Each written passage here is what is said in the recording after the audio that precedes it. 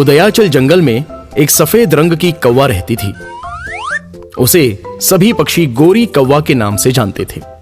उसने 3 अंडे दिए थे और उसे अपने अंडों में से बच्चों के निकलने का बेसब्री से इंतजार था।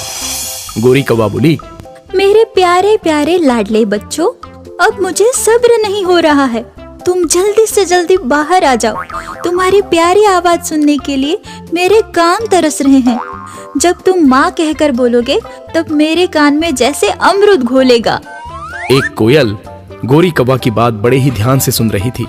उसे भी अंडा देना था और वो गोरी कौवा के पास पहुंच गई। बहन, आप बड़ी किस्मत वाली हैं। अब जल्दी ही आपके अंडों में से प्यारे प्यारे बच्चे बाहर आएंगे। वे सभी बाहर निकलकर आपका मनोरंजन करेंगे और आपका दिल बहलाएंगे। आपको जब भी बाहर जाना हो, कुछ लाना हो तो आप मुझे बताइए। मैं आपके अंडों के रक्षा के लिए यहाँ बैठी रहूंगी।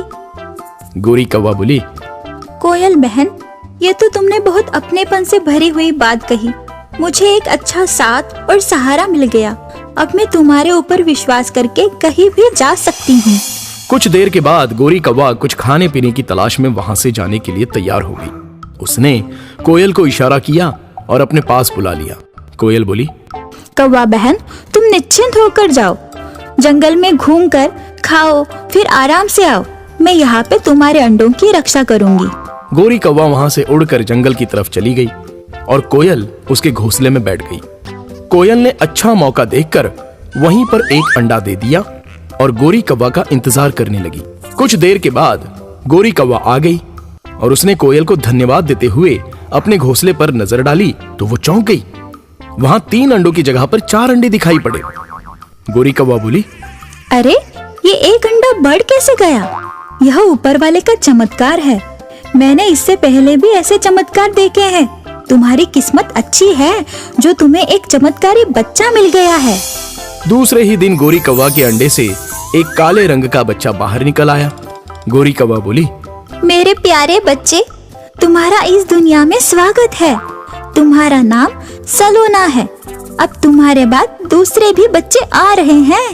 इतने में अगले अंडे में से एक सफेद रंग की चूजा बाहर आ गई। गोरी कौवा बोली, आओ प्यारी गुड़िया, आओ, खेलो कूदो, मन बहलाओ। इसके बाद फिर से 2 काले रंग के नर और मादा चूजे बाहर आ गए। गोरी कौवा अपने चारों बच्चों को समान रूप से प्यार देने लगी। कोयल भी बीच बीच में आकर बच्चों की देखभाल करती थी। वे चारों बच्चे बड़े होने लगे।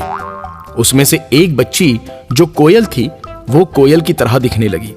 उसका नाम सुरीली रख दिया गया। वो जैसी ही थी वो अपनी प्यारी सुरीली आवाज सुनाकर सबको खुश कर देती थी। गोरी कौवा उसे भी उतना ही प्यार करती थी जितना कि अन्य बच्चों से करती थी। गोरी कौवा बोली, यह सब परमपिता परमेश्वर की कृपा है। इन प्यारे बच्चों के साथ रहने पर जो आनंद मिलता है वह स्वर्ग सुख से भी बढ़कर है। उसकी आवाज उसकी असली माँ कोयल के भी कानों में पहुंच जाती थी। कोयल अक्सर उड़कर उसके पास आ जाती थी। एक दिन कोयल गोरी कौवा के घोंसले में पहुंची और सुरीली से प्यार करने लगी। सफेद रंग की चूजा गुड़िया सोचने लगी और कोयल से पूछ बैठी। गुड़िया ने कहा, चाची, एक बात बताइए कि आप सुरीली से ही बहुत प्यार क्यों करती है? सुरीली की आवाज बहुत प्यारी है, शायद इसीलिए आप उससे प्यार करती है। कोयल इस प्रश्न का उत्तर नहीं दे पाई। इतने में वहां गोरी कौवा आ गई। गोरी कौवा ने कहा, कोयल बहन, मैं जानती हूँ कि सुरीली आप ही की बेटी है। आपको अपने बच्ची से बहुत प्यार है। आपका इस पर अधिकार है। आप इसे ले जा सकते हैं।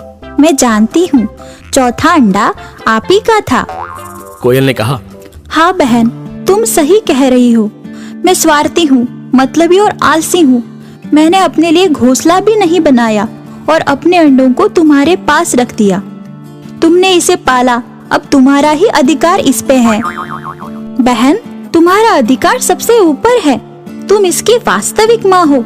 सुरीली बिटिया, यही तुम्हारी असली जन्म देने वाली माँ है।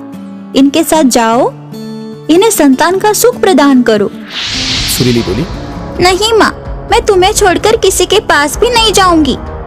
मेरी असली माँ तुम ही हो। मैं तुमसे दूर नहीं रह सकती। यह चाची हमारे पास घोंसला बनाकर रह सकती है, लेकिन मैं तुम्हारे घोंसले में ही रहूंगी।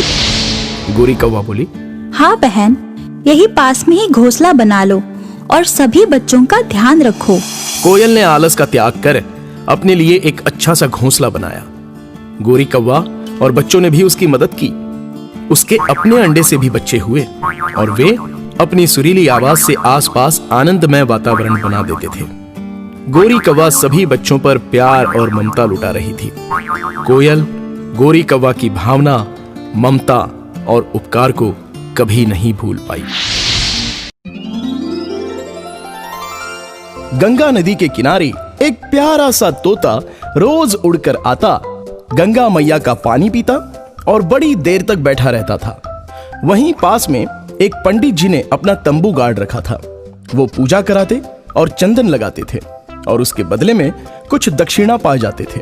वो रोज उस तोते को देखते और उनके मन में प्रश्न उठता था कि ये तोता यहाँ रोज क्यों आता है।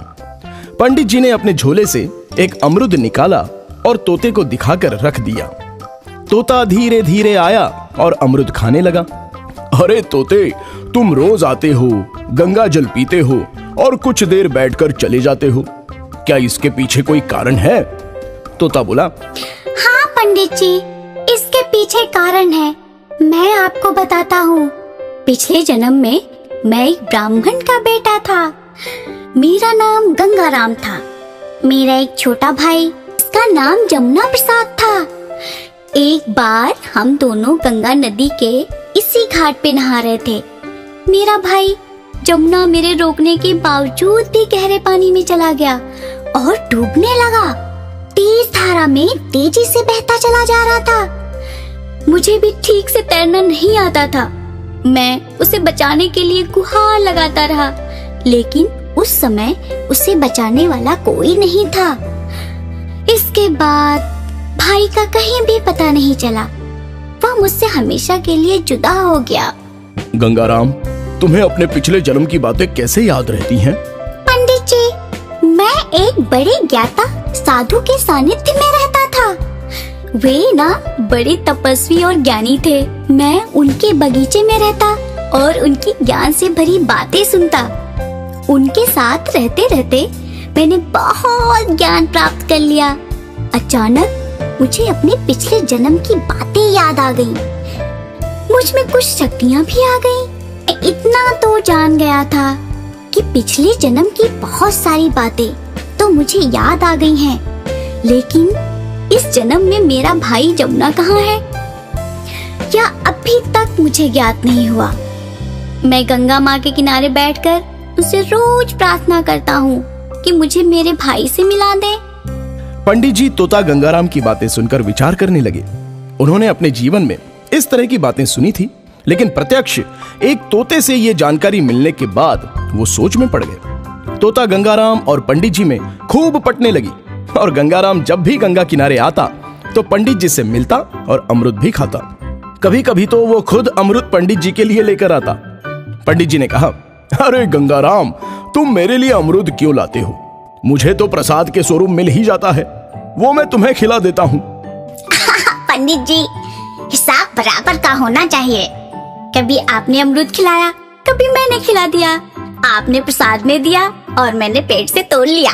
एक दिन पंडित जी का 8-10 साल का लड़का भागीरथी गंगा किनारे पंडित जी के पास आ गया। बाबूजी, घर में आटा और दाल दोनों खत्म हो चुके हैं। मैंने तो नमक चावल खाया और ये देखिए आपके लिए भी लाया हूँ। मेरी कमीज बहुत पुरानी हो गई है, दिवाली आ रही है, नए कपड़े सिलवा दो ना। ठीक है बेटा, कुछ दिन तक रुक जाओ। किसी जजमान ने कपड़े दे दिए तो उसी कपड़े की कमीज सिलवा लूंगा। आजकल जजमान भी कम होते जा रहे हैं। लोग गंगा मैया में नहा रहे हैं, लेकिन हमें भूल जा रहे हैं। पंडित जी, अब आप चिंता मत करिए। अब आपको सारे जजमान याद करेंगे और यहीं आएंगे। आपको अच्छी खासी दक्षिणा भी मिलेगी और जिंदगी अच्छे से कटेगी। गंगाराम, तुम्हारे मुंह में घी शक्कर। काश ऐसा होता तो मेरी गरीबी दूर हो जाती। एक बिटिया है, उसकी शादी हो जाती। गंगाराम बोला, पंडित जी, वह दिन जल्द ही आएगा जब सब कुछ ठीक हो जाएगा। आपके बेटे भागीरथी को देख कर ना मुझे बड़ा अलग सा अनुभव हुआ है। मेरे खून में एक लहर सी दौड़ गई है। बड़ा होनहार बालक है। गंगाराम, ये गंगा मैया की ही तो देन है। एक बार गंगा मैया में बहुत बाढ़ आ गई, बहुत से लोग बेघर हो गए, कई लोगों की जानें भी चली गई, कई लोग अपनों से बिछड़ गए। एक छोटा सा 6 महीने का बच्चा एक लकड़ी पर बहता हुआ मुझे दिखाई दिया। वो रो रहा था, मुझसे देखा नहीं गया और मैंने उसे जाकर उठा लिया। मैंने चारों तरफ पूछताछ की लेकिन कोई जानकारी नहीं मिली। तब मैंने उसे अपने ही घर में रख लिया, अपना बेटा बना लिया। मेरी धर्मपत्नी ने भी उसे सीने से लगा लिया और अपना लिया। कभी कभी मुझे बहुत दुख होता है कि गरीबी के कारण मैं उसका ठीक से लालन पालन नहीं कर पा रहा हूँ। वो किसी बड़े घर का लड़का है और उसकी किस्मत में गरीबी आ गई। गंगाराम बोला, पंडित जी सब ठीक हो जाएगा। गंगा मैया की कृपा से आपके दिन भी लौट आएंगे। और दूसरे दिन गंगाराम अपनी चोंच में एक मोती लेकर पंडित जी के सामने हाजिर हो गया। गंगाराम बोला, पंडित जी यह मोती संभाल कर रख लीजिए। आपकी जिंदगी में यह बड़ा परिवर्तन ला सकता है। पंडित जी ने जैसे ही मोती अपनी जेब में रखा, एक अमीर जजमान उनके सामने आ गया। पंडित जी ने उसे कथा सुनाई और उससे बड़ी अच्छी दक्षिणा पाई। इसके बाद कई जजमान आने लगे और पंडित जी को बहुत अच्छी अच्छी दक्षिणा मिलने लगी। उन्हें स्वर्ण और चांदी का भी दान मिला।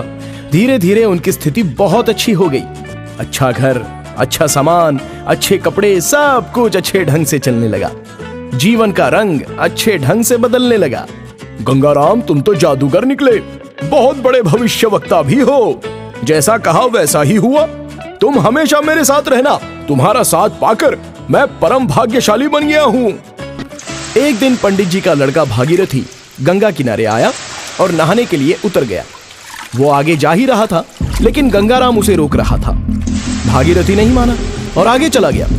पानी गहरा था, वो डूबने लगा। पंडित जी चिल्लाए, अरे बाप रे, मेरे बच्चे को बचाओ, वो डूब रहा है। गंगाराम की आंखों से रोशनी निकली और बच्चे पर पड़ गई। गंगाराम बोला, हे गंगा मैया, मेरे भाई को बचा लो। अब दोबारा मैं इसे डूबते हुए नहीं देख सकता। भले ही मेरे प्राण ले लो, परंतु इसे बचा लो। अचानक चमत्कार हुआ। भागीरथ पानी के ऊपर से बड़े आराम से गंगाराम की तरफ आने लगा, जैसे उसे कोई अपनी गोद में लेकर आ रहा हो। पंडित जी भी अद्भुत नजारा देखकर आश्चर्य में पड़ गए। खुशी के मारे उनसे कुछ बोला ही नहीं जा रहा था।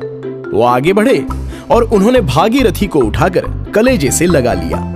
गंगाराम बोला, बहुत बहुत धन्यवाद गंगा मैया, जो आपने मेरे भाई को बचा लिया। पंडित जी, यही भागीरथी मेरा पिछले जन्म का भाई है। मेरा जमुना, मेरा राज दुलारा, मेरी आंखों का तारा है। इस जन्म में भागीरथी बनकर आपकी दुनिया आबाद करने चला आया है। पंडित जी बोले, गंगाराम, तुम भी मेरे बेटे बन जाओ। आज से मेरे 2 बेटे हैं और 1 बेटी। हम सब अब साथ साथ रहेंगे। गंगा मैया में डुबकी लगाने का बहुत बड़ा फायदा हुआ। मुझे एक जादूगर प्यारा भैया मिल गया। सभी लोग हंसने लगे, मुस्कुराने लगे और खुशियां मनाने लगे। एक बड़ी नदी के किनारे एक वृक्ष पर कई प्रकार के पक्षी रहते थे। उनके बीच में एक सारस और एक कौवा भी रहते थे। सारस नेक, परोपकारी, परिश्रमी और दयालु था, परंतु कौवा बहुत ही स्वार्थी, दुष्ट, आलसी और निर्दयी था। वो अपने बच्चों को घोंसले में छोड़कर दिन भर इधर उधर घूमता रहता था। सारस हर किसी की मदद करता था, सबके संपर्क में रहता था। एक दिन कोयल उड़कर सारस के पास आ गई। सारस भैया, मेरे एक बच्चे की तबीयत ठीक नहीं है, जरा देख लेते तो अच्छा होता। चलो, छोटे चुन्नू को देख लेता हूँ, कल तक बहुत हंस खेल रहा था। सारस कोयल के बच्चे के पास पहुंच गया और उससे पूछने लगा, क्या हुआ चुन्नू, बहुत चुपचाप बैठे हो? रुक जाओ, अभी मैं औषधि लाता हूँ, तुम्हें खिलाता हूँ, तुम उछलने लगोगे। सारस वहां से तुरंत उड़ा और पास जंगल में जाकर जड़ी बूटी लेकर कोयल के घोंसले के पास आ गया। उसने कोयल के बच्चे को जड़ी बूटी खिलाई। सारस बोला, तुम तो एकदम बहादुर बच्चे हो, अब दवा पी जाओ। बीमारी भाग जाएगी। सारस की बात सुनकर चुन्नू भैया मुस्कुराने लगे। एक दिन कौवा कहीं दूर चला गया था। सारस वहीं पर पेड़ के पास बैठा था। एक बाज कहीं से उड़ते हुए आया और उसी पेड़ पर बैठ गया। उसने देखा कि कौवे के घोंसले में कौवा है ही नहीं। दो बच्चे उदास होकर बैठे थे। बाज उनके पास गया और उन्हें डराने लगा। बच्चे उससे डरकर चिल्लाने लगे, तुम यहाँ से चले जाओ, सारस काका हमें बचाओ, यह बाज हमें मार देगा। सारस झट से उड़कर कौवे के घोंसले के पास पहुंच गया और बोला, डरो नहीं बच्चों, मैं आ रहा हूं, अभी इस बाज की खबर लेता हूं। उसने बाज को भी ललकारा, ए बाज, यहां से चला जा, वरना मुझसे बुरा कोई नहीं होगा। हे सारस, तू दूसरों के बच्चों के लिए मुझसे दुश्मनी मत ले, बीच में मत आ। यहाँ हम सारे पंछी एक परिवार की तरह रहते हैं, एक दूसरे के साथ सुख दुख साझा करते हैं। कोई भी बाहरी पंछी हमारी एकता को भंग नहीं कर सकता। बाज ने जब सारस के तीखे तेवर देखे तो भागने में ही भलाई समझी।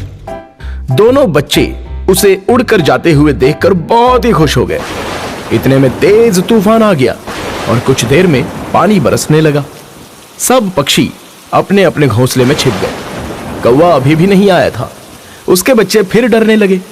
बरसात तेज हो चुकी थी। कौवा का घोंसला सही स्थान पर ना होने के कारण उस पर बरसात का पानी टपक रहा था। दोनों बच्चे ठंड से ठिठुर गए थे। सारस को उनकी चिंता हो रही थी। वो उड़कर कौवे के घोंसले के पास पहुंच गया। कौवे का बच्चा बोला, काका, टपकते पानी और बौछार से हम भीग रहे हैं, हमें ठंड भी लग रही है। सारस बोला, बच्चों फिक्र मत करो, मैं आ गया हूं, सब ठीक हो जाएगा। सारस ने कौवे के घोंसले को सही किया और उसके ऊपर पेड़ की डाल पर कुछ बड़े पत्ते भी रख दिए। इस तरह से दोनों बच्चों की बरसात से पूरी तरह से सुरक्षा हो गई और इसके बाद सारस वहां से चला गया। कुछ देर के बाद कौवा आ गया। कौवे के बच्चे ने सारी बात बताई। कौवा भाई, बड़ी देर के बाद आए आप, क्या आपको अपने बच्चों की फिक्र नहीं है? मैं अपने बच्चों का पूरा ख्याल रखता हूँ, मुझे सिखाओ मत, मैं सभी पक्षियों में सबसे ज्यादा चालाक हूँ। मैं जानता हूँ कि आप बुद्धिमान हैं, चालाक हैं, लेकिन मैं आपके बच्चों के भले के लिए ही तो कह रहा हूँ। मैं अपने बच्चों के भले के बारे में तुमसे ज्यादा सोचता हूँ। कौवे की यह बात सुनकर सारस शांत हो गया।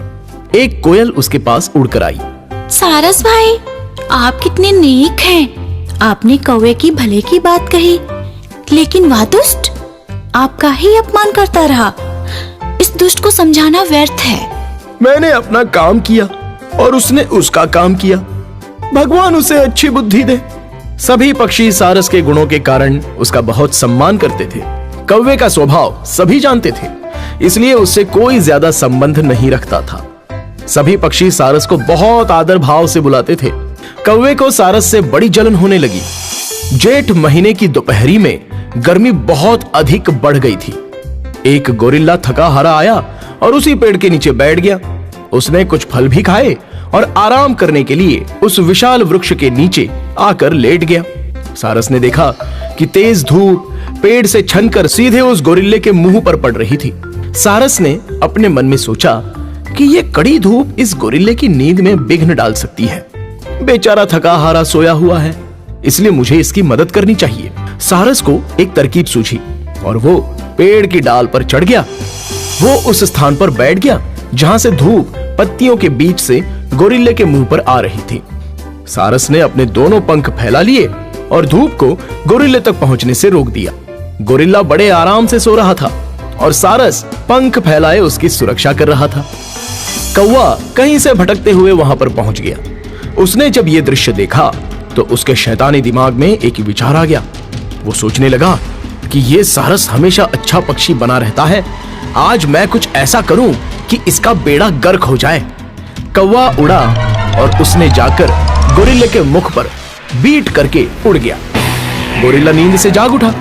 अपने मुख की दुर्दशा देखकर वो गुस्से से लाल हो गया। अरे किस दुष्ट पक्षी ने ऐसी हरकत की? अगर वो मेरे हाथ लग गया तो आज उसकी खैर नहीं। गोरिल्ले ने पेड़ के ऊपर नजर दौड़ाई। सारस पंख फैलाए हुए बैठा था। गोरिल्ले ने सोचा कि ये करतूत इसी सारस की है। गोरिल्ला पेड़ पर चढ़ा और उसने सारस का गला पकड़कर उसे दबोच लिया। सारस कुछ बोल भी नहीं पा रहा था। आज मैं तुझे खत्म कर दूंगा। कोयल ने जब ये दृश्य देखा तो वो झट से उड़कर आ गई। गोरिल्ला भाई रुक जाओ, सारस निर्दोष है। एक दुष्ट कौवे ने आपके मुंह पे बीट की है। यहाँ तो बेचारा आपको धूप से बचा रहा था। आपके चेहरे पे धूप ना आए इसलिए पंख फैला के बैठा था। गोरिल्ले ने झट से सारस की गर्दन छोड़ दी। कोयल बहन, बहुत अच्छा हुआ जो तुमने मुझे ये सच्चाई बता दी, वरना आज मुझसे एक निर्दोष और नेक पक्षी का कत्ल हो जाता। हे सारस भाई, मुझे क्षमा कर दो। ऐ दुष्ट कौवे, रुक जा। आज तेरा आखिरी दिन आ गया है। अब तुझे इस जंगल में कोई सम्मान नहीं मिलेगा। मेरे हाथ मिल गया तो सीधे शमशान मिलेगा। कौवा उड़कर इधर उधर उड़ता रहा। हर पक्षी ने उसका बहिष्कार कर दिया। सज्जन कभी अपनी सज्जनता नहीं छोड़ते और दुष्ट अपनी गंदी करतूतों से कभी बाज नहीं आते।